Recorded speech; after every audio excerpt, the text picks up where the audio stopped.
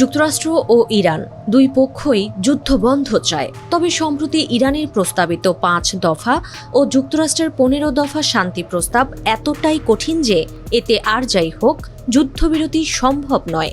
যুদ্ধবিরতি করতে ছাড় দিতে হয়, তবে দুপক্ষের কারো মধ্যে সেই প্রবণতা নেই বললেই চলে। মধ্যপ্রাচ্যের সংঘাত নিরসনে সম্প্রতি ইসলামাবাদে মিশর, পাকিস্তান, সৌদি আরব ও তুরস্কের পররাষ্ট্রমন্ত্রী পর্যায়ের বৈঠক হয়েছে। সবার একটাই চাওয়া, এই সংঘাত নিরসন হোক, মধ্যপ্রাচ্যে শান্তি ফিরে আসুক। এই বৈঠকের পর একদিনের জন্য চীন সফরে গেছেন পাকিস্তানের উপপ্রধানমন্ত্রী ও পররাষ্ট্রমন্ত্রী। এবার নতুন কূটনৈতিক উদ্যোগ নিয়েছে এই দুই দেশ।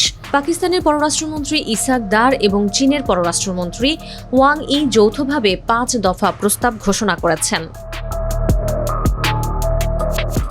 বৈঠক শেষে প্রকাশিত যৌথ বিবৃতিতে বলা হয়, তাৎক্ষণিকভাবে শত্রুতা বন্ধ করতে হবে এবং সংঘাত যাতে আরও বিস্তৃত না হয় সেজন্য সর্বোচ্চ প্রচেষ্টা চালাতে হবে।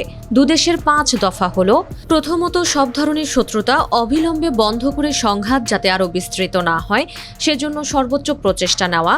দ্বিতীয়ত, যত দ্রুত সম্ভব সংলাপ শুরু করা এবং কূটনীতির মাধ্যমে সংকটের শান্তিপূর্ণ সমাধান খোঁজা। তৃতীয়ত, ইরান ও উপসাগরীয় দেশগুলোর সার্বভৌমত্ব, ভৌগোলিক অখণ্ডতা, জাতীয় স্বাধীনতা ও নিরাপত্তা নিশ্চিত করা। চতুর্থত, বেসামরিক মানুষ, অসামরিক স্থাপনা, জ্বালানি ও পারমাণবিক অবকাঠামোর ওপর হামলা বন্ধ করা এবং আন্তর্জাতিক মানবিক আইন মেনে চলা। পঞ্চমত, হরমুজ প্রণালী সহ গুরুত্বপূর্ণ সমুদ্রপথে নিরাপত্তা নিশ্চিত করা এবং জাতিসংঘের নেতৃত্বে বহুপাক্ষিক উদ্যোগ জোরদার করে স্থায়ী শান্তি প্রতিষ্ঠা।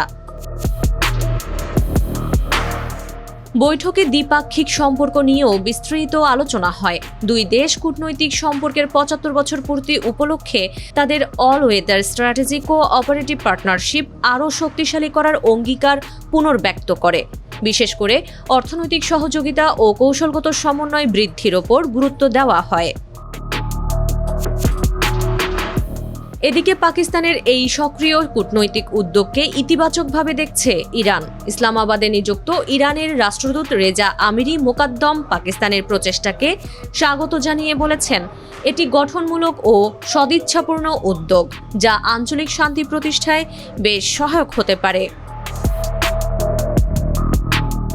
চীন ও পাকিস্তানের এই ৫ দফা উদ্যোগ শুধু তাৎক্ষণিক যুদ্ধবিরতির আহ্বান নয়, বরং একটি বৃহত্তর কূটনৈতিক রূপরেখা যা বাস্তবায়িত হলে মধ্যপ্রাচ্যে নতুন এক ভারসাম্য তৈরি হতে পারে।